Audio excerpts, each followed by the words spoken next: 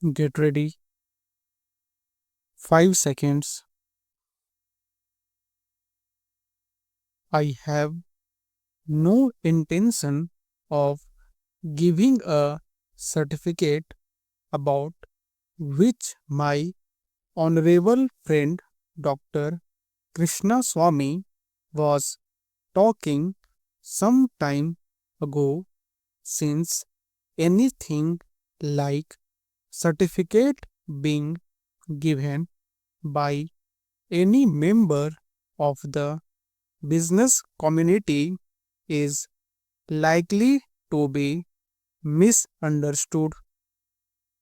But the fact remains that impartial observers, both here and abroad, have testified to the soundness and stability of our finances, which have successfully withstood severe stresses and strains of the changing economic factors, both national and international, and for this, the fullest possible credit is due to the wise handling of the situation by our present finance minister.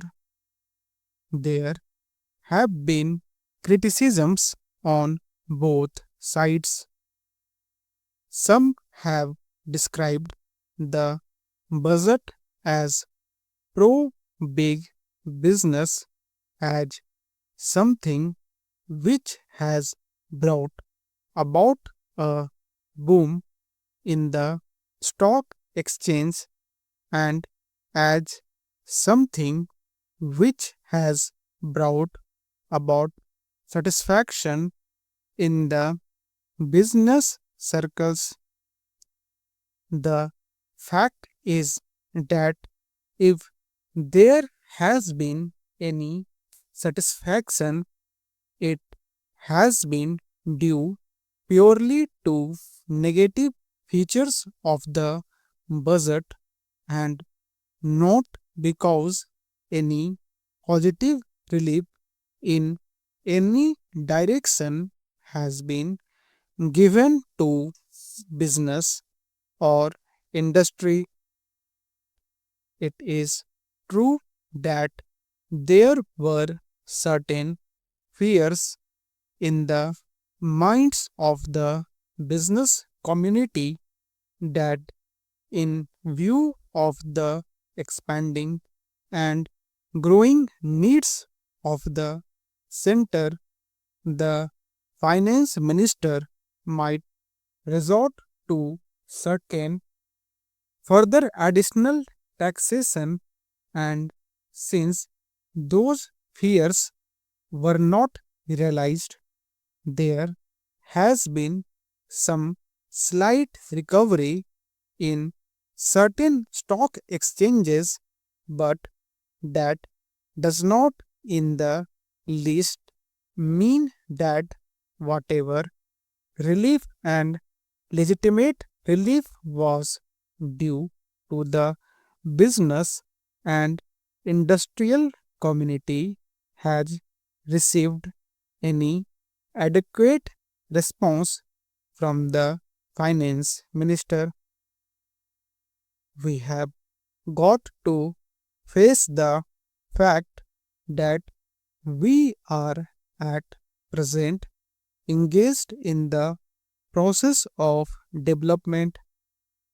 People who talk about UK and USA conveniently forget that these are the most highly industrialized countries in the world, and our taxation system, so long as we are engaged in expanding and building our economy, must be adjusted and linked with the requirements of the expanding economy and should not be compared with the high taxation levels that may be prevalent in UK and USA. Friends have talked about unemployment, but whether the raising of the direct taxation levels will in any way mitigate unemployment is a question that should be considered. If the finance minister gives substantial relief in direct taxation, I think that might lead to an acceleration in the pace of development. So it has to be considered whether it is relief in taxation which will lead to a reduction of unemployment or whether it is raising of taxation to the utmost levels which will dry up the resources and channels of capital formation and thereby not only retard all further development but might also throw the functioning of present industries out of gear. So, my submission is that when the Taxation Inquiry Committee has been appointed, it is only logical to expect that no substantial changes in the taxation structure will be made until the findings of that expert committee are known, until we know the incidence of taxation in the various sectors of our economy. Now, coming to the question of deficit financing, I am afraid that my esteemed friend's attitude was somewhat different from the line of opinion in the business and industrial community.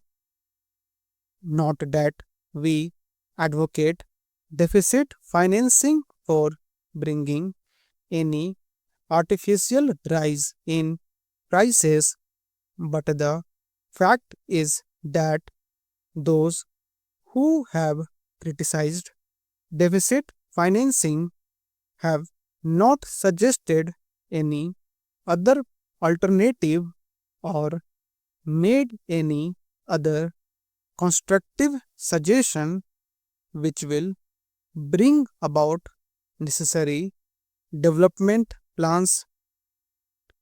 After all, the fact has got to be faced that whatever program we have set out in the national plan should go on unimpeded by any financial considerations.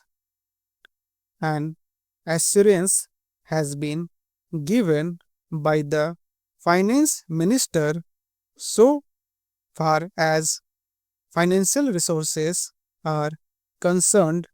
He will ensure that the 5-year plan will not in any way be retarded. In this connection, I can only say that deficit financing is one thing so far as the revenue budget is concerned, so far as normal expenses and expenditure are concerned. Certainly, nobody would advocate deficit financing, which might be very undesirable, but when it is a question of doing something abnormal, of investing something in productive channels, then certainly some risk has got to be taken. And I think the finance minister has been fully cautious in taking whatever measures he has so far.